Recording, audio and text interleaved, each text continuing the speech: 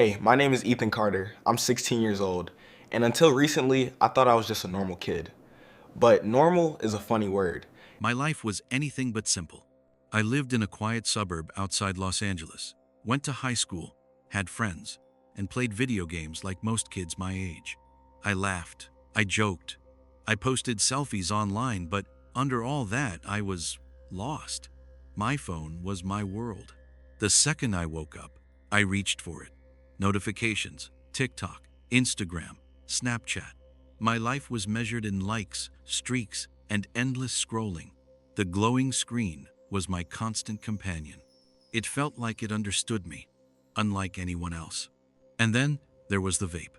A sleek little device, fruity flavors, the hit that calmed my chest, turned down the volume in my brain. Everyone at school did it.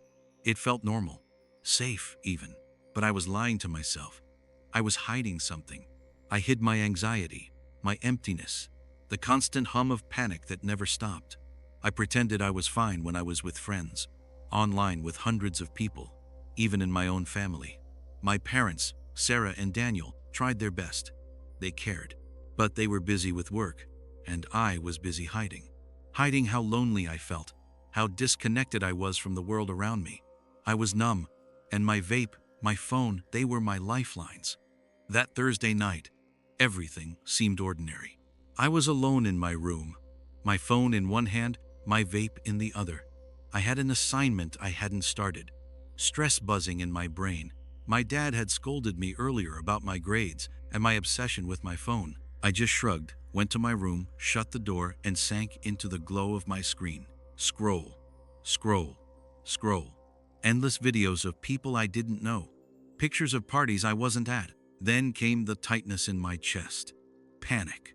My lungs felt heavy, like I was breathing through wet cloth. My heart raced.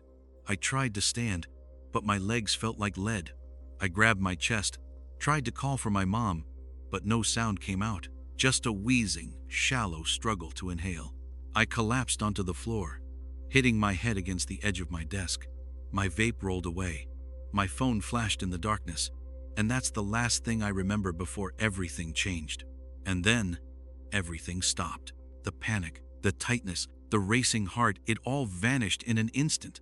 I felt like I had popped out of some invisible bubble, stepping out of heavy, suffocating clothes. I wasn't on the floor anymore.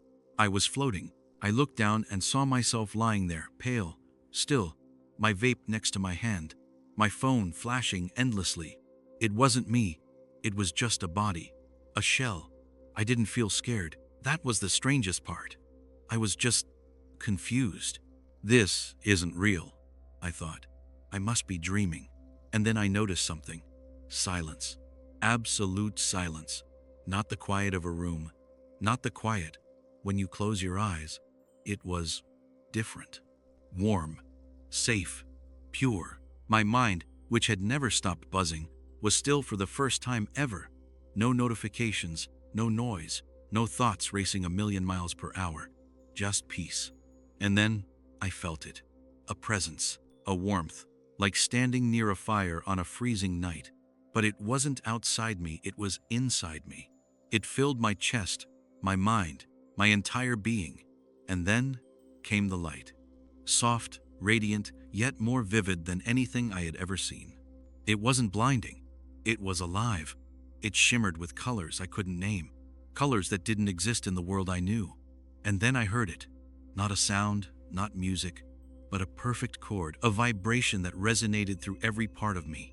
And then I saw him. He wasn't a man like anyone I had met. He was a form of light, of warmth, of life itself. His presence radiated love so intense that it felt like it was pressing gently against my heart. I knew him instantly. I didn't speak his name, my soul knew it already. Jesus. I wanted to run to him, to hold on to that warmth, to never let go. But as I approached, something strange happened. I felt all the gunk in me, the smoke, the anxiety, the endless distractions, the loneliness, all the wasted hours pulling at me. And Jesus didn't scold me. He didn't look away. He just held me in that light and drew it all out of me. Each dark thread of distraction, Each puff of smoke, each anxious thought, it vanished as it touched him. I could breathe. Not just air, but my soul could breathe. Tears ran down my face. Real tears. The first I had felt in years. Relief, joy, understanding, they all mixed together. I was seen. I was known. And I understood something in that moment that I had never grasped while scrolling endlessly on my phone. I had been hiding from life, from love, from God, and the very things I thought were my escape, the vape, the endless social media feeds, the distractions, they were only walls keeping me from Him.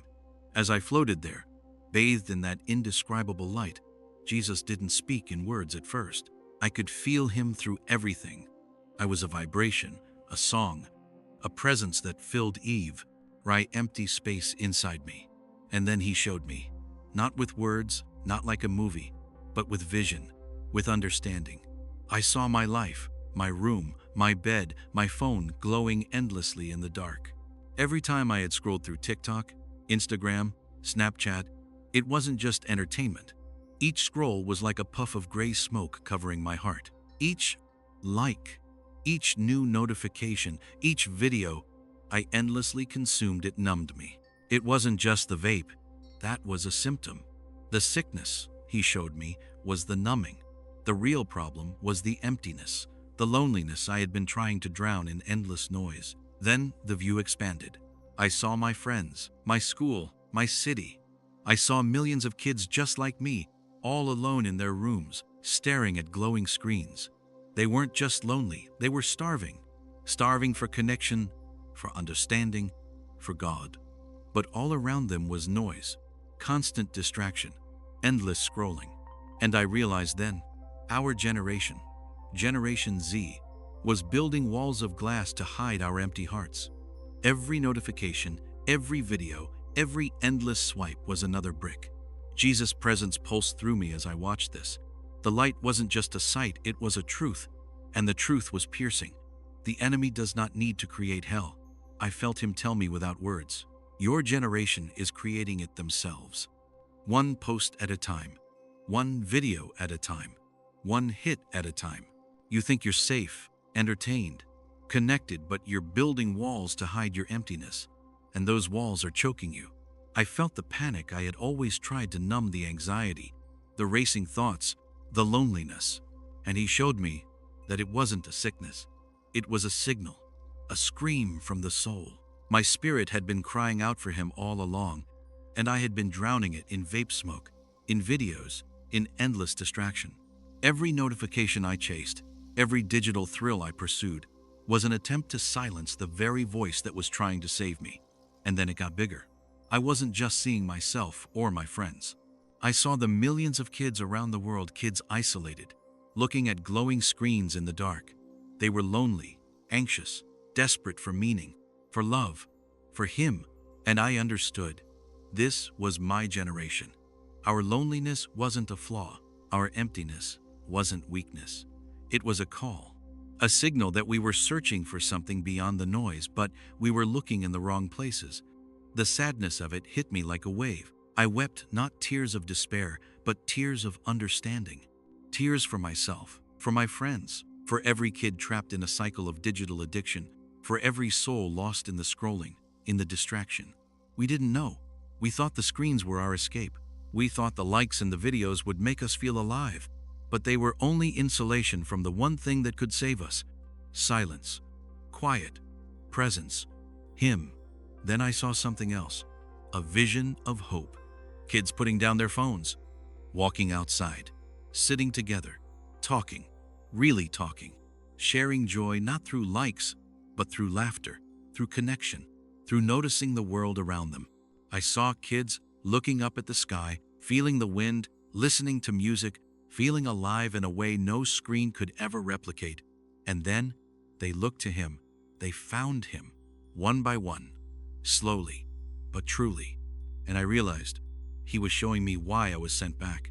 I couldn't stay in that light forever. I had work to do. There were messages to deliver. I had to tell the world, my friends, my generation, that the noise, the distractions, the endless feeds, they are not life. They are walls. But there is hope. There is light.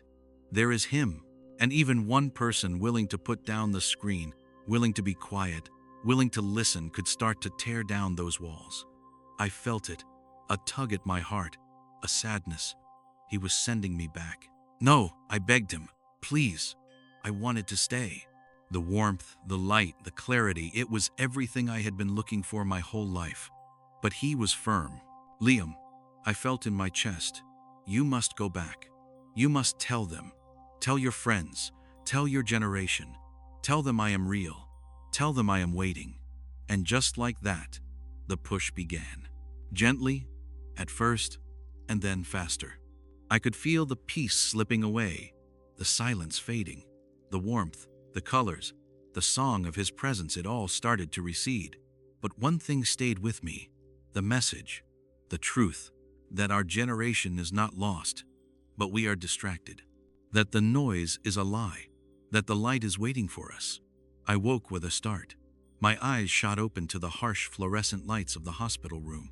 The beeping, the sterile smell, the cold sheets, it all hit me at once. My chest burned, my throat ached from the tube, but the memories of the light, the warmth, the song were still vivid in my mind. I gasped for air, really for the first time in what felt like forever. And I knew I had returned not just to my body, but to a mission. The nurses and doctors moved around me, whispering, checking monitors, asking questions I barely heard. My mom was there, her face pale, exhausted, but relief shining through the terror that had haunted her. I wanted to reach out, to tell her everything, but I knew words wouldn't capture it, not fully. How do you describe being touched by a light that isn't light? A song that isn't sound? A presence that isn't a person? As I lay there, still weak, Jesus' words echoed in my spirit. The message I had received was not mine. It was for everyone who was lost in the noise. Everyone scrolling endlessly. Everyone vaping, gaming, or chasing likes, thinking that the next notification, the next video, the next hit would fill the emptiness. I realized then, with piercing clarity, that this was my generation's battle. Digital addiction had replaced real connection. Screens became walls. Notifications became chains. Every swipe was another brick in a cage we didn't even know we were building. I thought of my friends, the kids I went to school with, and the millions around the world just like us, alone, distracted, seeking fulfillment in the wrong places. And I understood the gravity of what I had seen. Jesus didn't just show me the problem, He showed me the solution. It wasn't complicated. It wasn't about condemning us. It was about waking up, turning off the screens, listening to the quiet, and letting Him in. Silence was the key. Presence was the doorway. Love was the answer. I knew what I had to do. I had to speak. I had to tell the truth about what I had seen, what I had experienced. My life had been saved not just to continue breathing, but to deliver a warning, a hope. To tell every teenager scrolling in the dark that the panic, the anxiety, the loneliness, they were not flaws. They were signals. Your spirit crying out. And all the digital noise, all the distractions, were just walls you had built to hide from Him.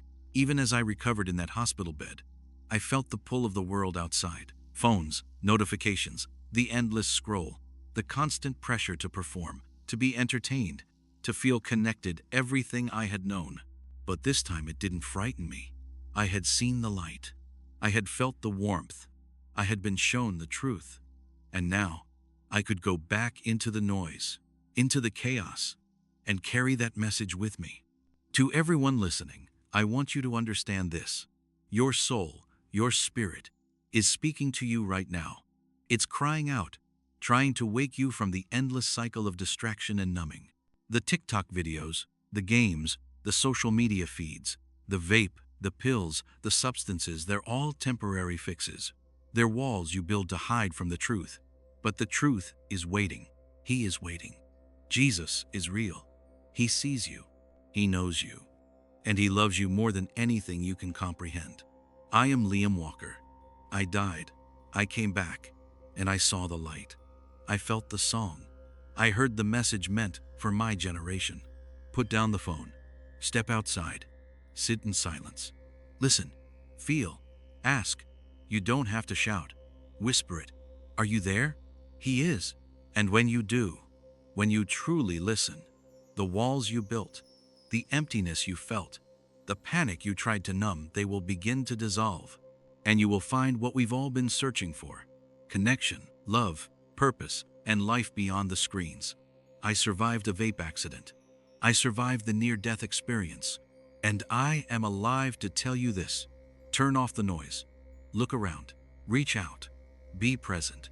And above all, remember, he is waiting. He sees you. He knows you. And he loves you.